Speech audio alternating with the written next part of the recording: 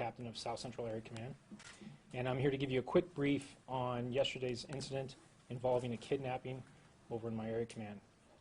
By now you've all seen the video footage of the violent incident that occurred. This domestic violence turned into a kidnapping, and I'm just going to give you a quick layover of what actually transpired. So at approximately 0150 hours, a resident's video surveillance system at the house went off, where that concerned citizen saw a female victim running to the residence requesting help, and a white sedan pulled up. As the white sedan pulled up, a black male exited the sedan, chased after the female.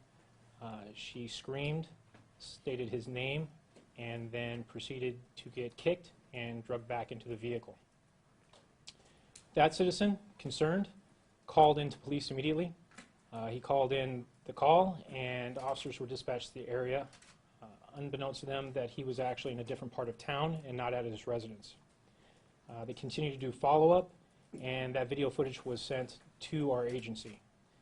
Detectives received that information. They had very little to go off of, but they were able to piece together all the calls for service that transpired in the Las Vegas Valley during the course of the New Year's Day. They went through every case, every call for service to see if there was anybody that was similar in nature, in name, in stature, that would match the suspect and the victim. As they did so, they also put out information through our public information office through a video blast, which you have all been very helpful in showing to the community here and to the nation so we could find a suspect. During that process, they were able to locate that there was a call at approximately 3:45 in the morning in another area command that matched the name and a description that was similar to our suspect in nature.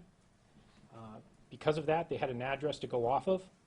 As they were setting up at that residence to check and see if that is our suspects, the calls began to come in, confirming that our response was appropriate, that it was our suspect, and we were able to take that subject into custody at 2:50 in the morning this morning.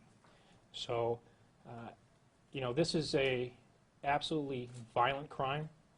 Domestic violence is one of the most horrific crimes that we can deal with on a daily basis. It's one of the most violent crimes. And it's important that the public reach out, that these surveillance systems are so helpful for us in following up, in countering the crimes, to combat these violent crimes in nature. And I'd just like to say thank you to all of you, thank you to the citizens, and the excellent work done by my detectives. How important was that video in solving the crime? It was absolutely very important, and it's critical in nature because we had the assumption that this was the subject. We had a name that matched the domestic violence that officers had gone out to, that they were gone earlier that morning, and with that information coming in, the leads, that led up to confirmation that that was absolutely our suspect and our victim. So the fact that she said his name on camera made a big difference? Made a big difference, a huge difference. Can you tell us about the victim, how she's doing? The victim is fine. I would also like to reiterate that there was a 1-month-old child in that car at the time of this, their common child. So, this is one of those crimes that affects all families. It affects everyone in the valley. And the child is safe, the mother is safe, and that's being handled by Child Protective Services. What was the relationship, you touched on it, what's the relationship between these two adults, and what do you think was going on other than just a domestic dispute? What triggered all this? Well, the investigation's ongoing, so I'm not going to get into any details that might go into that. But I can say that they're boyfriend-girlfriend, and they have a child in common. Could you give us a more precise location of where exactly this all happened?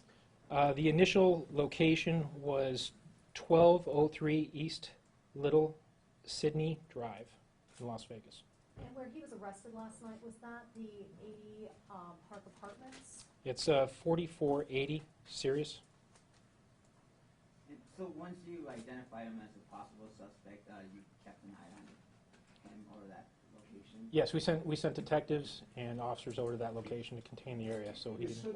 You said there were other reports. Were there other incidents involving these two people? What other reports that helped? Yes, so there was a domestic incident that was called in at approximately 3:45 after the video surveillance at the address where he was taken into custody. Was there violence associated with that one also? That They was- were gone on arrival. So officers had gone out to the location, nobody was there, the lights were off, so they had nothing to follow up on. But they reported the name Darnell?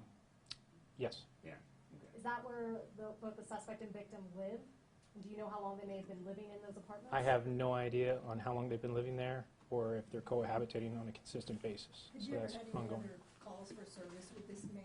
Does he have a record? Or? His record is very minor in nature, but disturbance, that's it.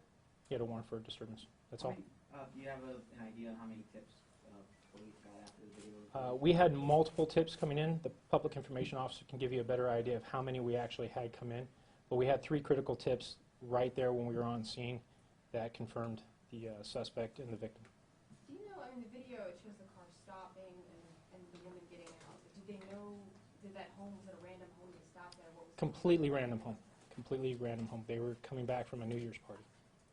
Do you know what exactly led to her getting out of that car? Did an incident happen in the car, yelling?